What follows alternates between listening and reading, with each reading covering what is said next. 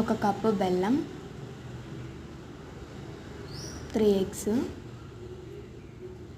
ఈ విధంగా మిక్సీ జార్లో వేసుకొని 4 యాలకులు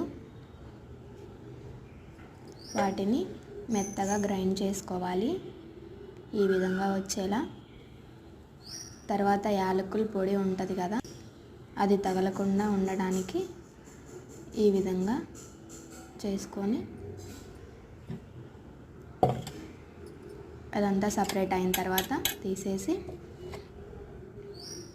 దాంట్లో కొంచెం పాలు,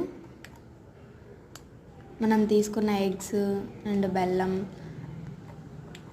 వాటిని బట్టి పాలు తీసుకునేది ఉంటుంది. 1 కప్పు తీసుకున్నాం కాబట్టి 1 ప్యాకెట్ పాలు పోసాను నేను. తర్వాత దాన్ని బాగా కలుపుకోవాలి.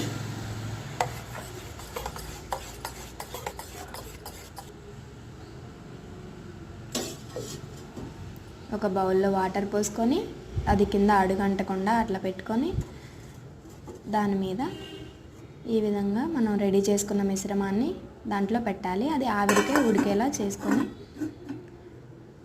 గ్యాస్ వెలిగించుకుంటే అయిపోతుంది.